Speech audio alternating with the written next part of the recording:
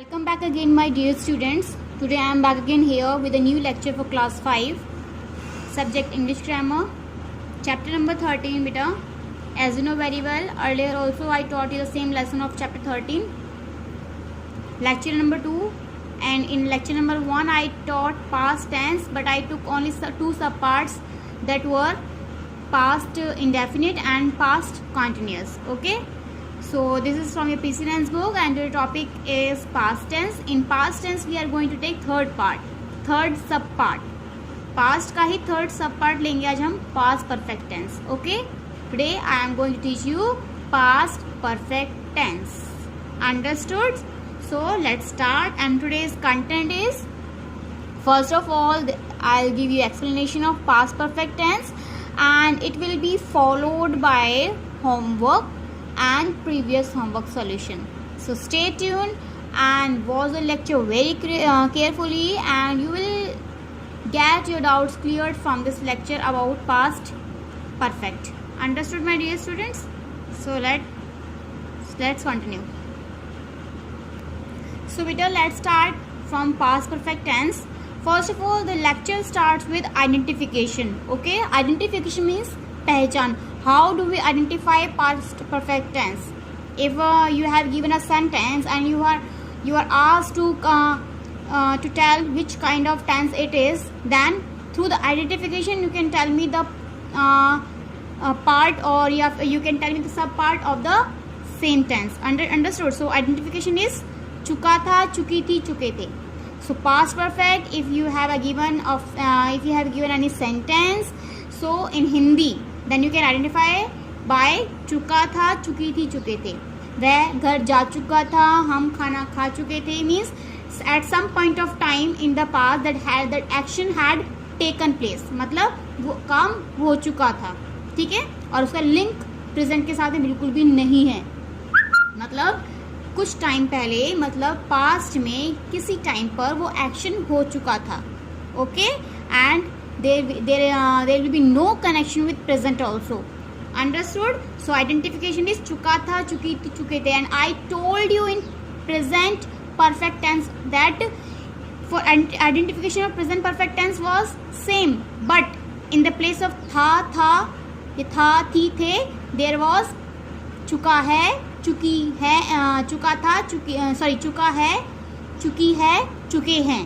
That was the identification for present perfect tense. And for past perfect tense, चुका था, चुकी थी, चुके थे. Here you will use था, थी, थे. There you were using है, ही, है. Okay, understood? Now, uses of past perfect tense. Where do we use past perfect tense? That you know very well. I told you also. This tense is used for the action that had taken place in the past and there is no connection with present. मतलब जो काम past में हो चुका है और present के साथ में कोई connection उसका नहीं है. मतलब at some point of time in the past. And time will also be given like duration. Yesterday, last night, previous night, I had taken my food previous night. ठीक है, तो in this way you can find this past perfect tense. Understood? Now let's start from your book also. Let's read your book also, then many things will be clear then. See beta, past perfect. This is third subpart of past tense. Read the following sentences. From here you will get past perfect tense exercise. First example: when Jim arrived at the stop, the bus had left. This is a conditional sentence. Mary had gone out for a quick snack when the boss called. We had saved the files before the computer crashed. So the underlined expressions are the example of past perfect tense. Here you can see past perfect tense: had gone, had left, had said. One more thing that you need to clarify here, with had, here you will use helping verb had, and along had you will use V3. मतलब verb की third form आप use करोगे. यहाँ पर मैं आपको rule बताऊंगी. अभी आइडेंटिफिकेशन मैंने आपको ऑलरेडी बता दी है. Now I will tell you rule also. Okay, so had gone, had said, had left. So these are the examples of past perfect tense in which we are using had plus V3. After subject we are going to use had plus V3. Okay, it doesn't matter whether the subject is singular or plural here. Subject पे matter नहीं करता कि आपका subject singular है या plural है.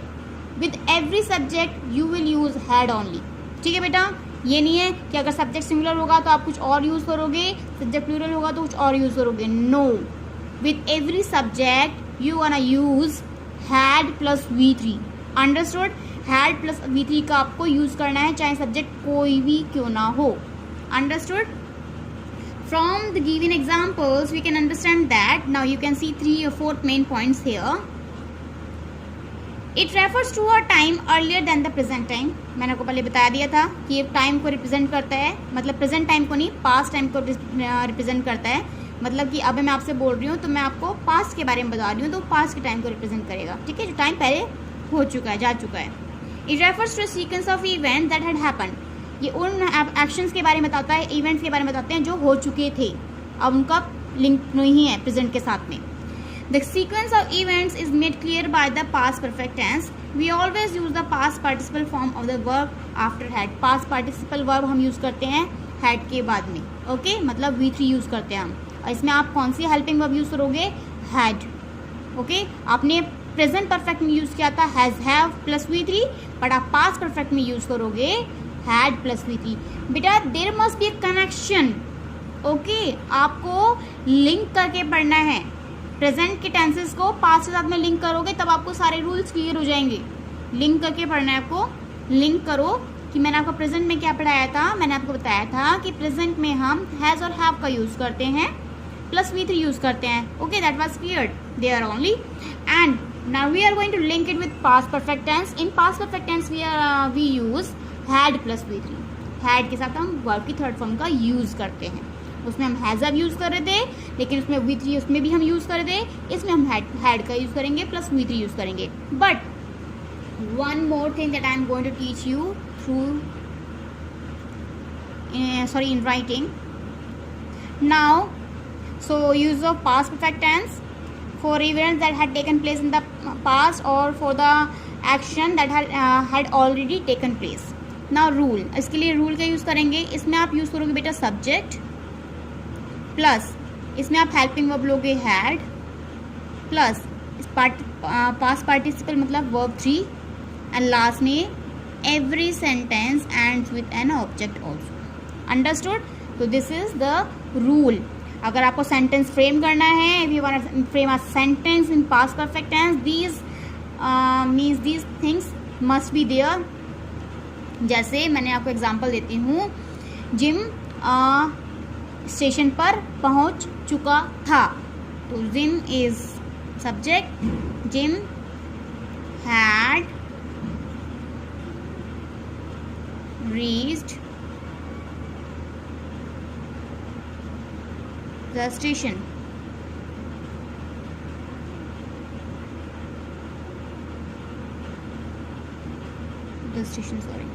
Jim had reached to the station. Okay, तो ये वो टाइम, उस टाइम पे वो काम हो चुका था, लेकिन अब हम उसके बारे में बात नहीं कर रहे हैं. वो टाइम वो मतलब मतलब उस टाइम पे वो स्टेशन पहुंच चुका था. अब नहीं, अब ये नहीं है कि मैं उसका लिंक बता रही हूँ प्रेजेंट के साथ में. So there here in this way we will frame past perfect sentence like Jim is subject, had is V3, sorry, had is helping verb, reach is V3 and to the station is object. Understood? So this is the rule. In this way, because only one you will learn here, you will read out only one sub part of past perfect, that is past perfect tense of past tense.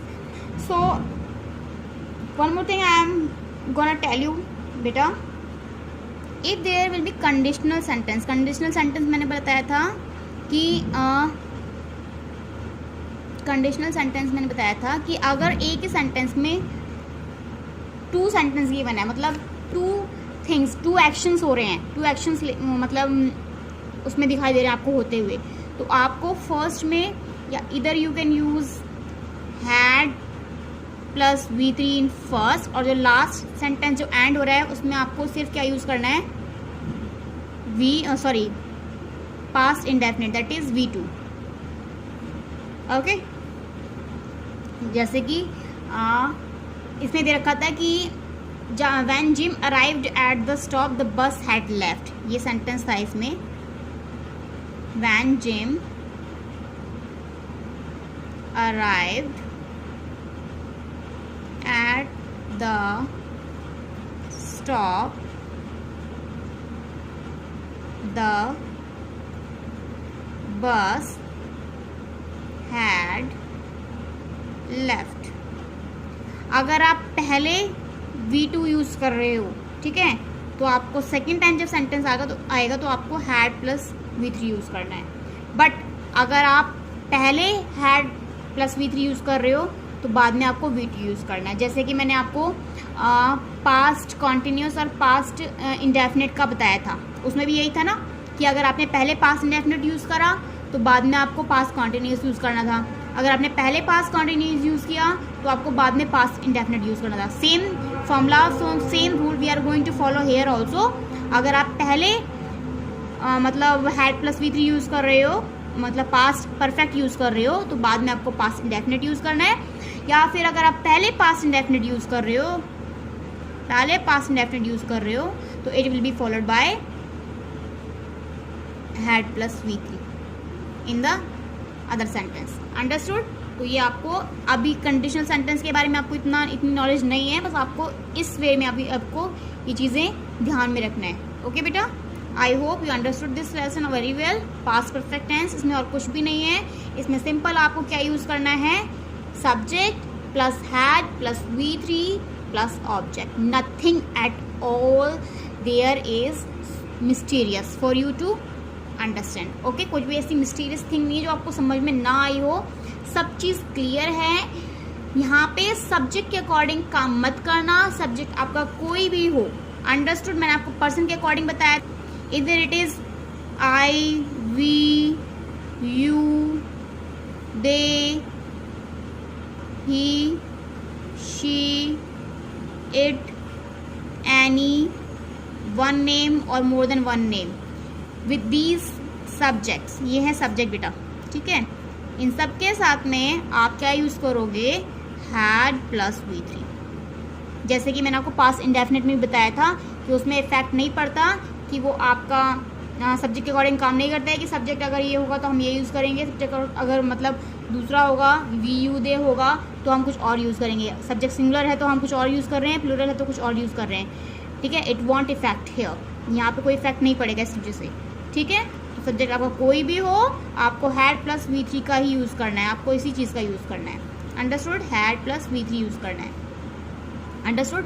अगर आप conditional sentence आ गया तो अगर आप पहले had V3 use कर रहे हो तो बाद में V2 यूज़ करोगे, अगर आप पहले V2 यूज़ कर रहे हो तो बाद में हैड प्लस V3 का यूज़ करोगे कंडीशनल सेंटेंसेस में। Now we will see previous homework solution.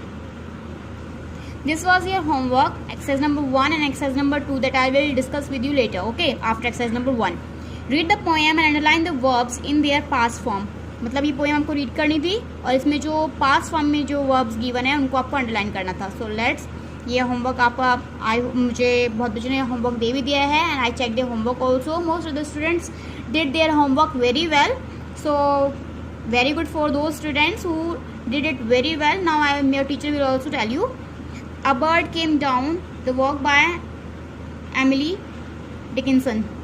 Okay, तो इसमें अब आपको second form of verb use करना है, मतलब अंडरलाइन करनी है। So a bird came, come second form is came, उसके बाद में यहाँ पे कोई वर्ब नहीं है। अ बर्ड केम डाउन, वो इस पोएम का नेम है तो उसमें भी केम आ रहा है तो हमने उसको भी अंडरलाइन कर दिया। ओके, यहाँ से स्टार्ट है poem. A bird came down the walk, he didn't know I saw, तो इसमें डाउन हो गया। उसके बाद यहाँ पे डिड, डू की सेकेंड फॉर्म यूज़ करिए, did not no I saw is second form. He bit an angleworm in the house, bit, bite की second form bit. And ate the fellow raw, ate second form ate. And then he drank a dew, drank, drink second form is drank. From a convenient grass, and then hopped sidewise to the wall to let a beetle pass, and then hopped. Okay, hop is उछलना and hop मतलब उछला. Then glanced, then hurried. Glance second form is glanced, hurry second form is hurried.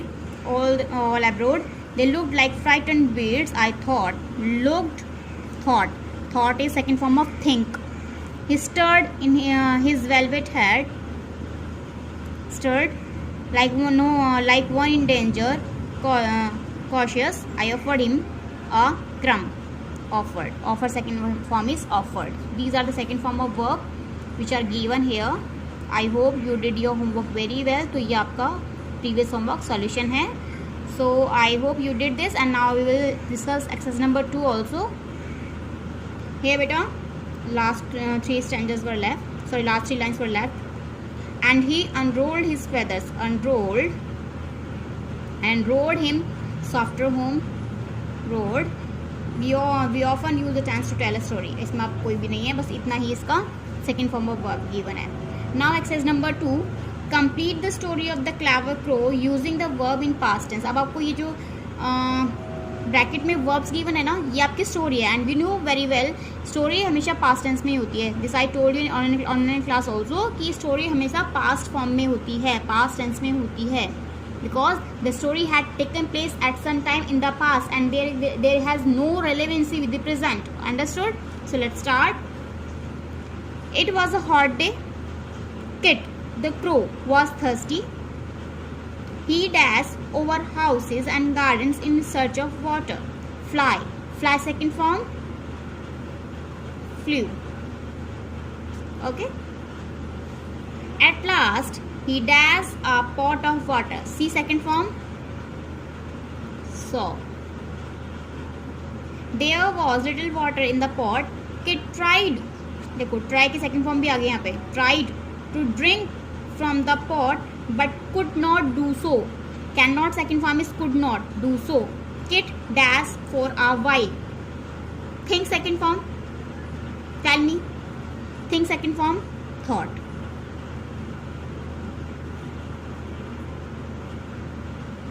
He dashed up small stones.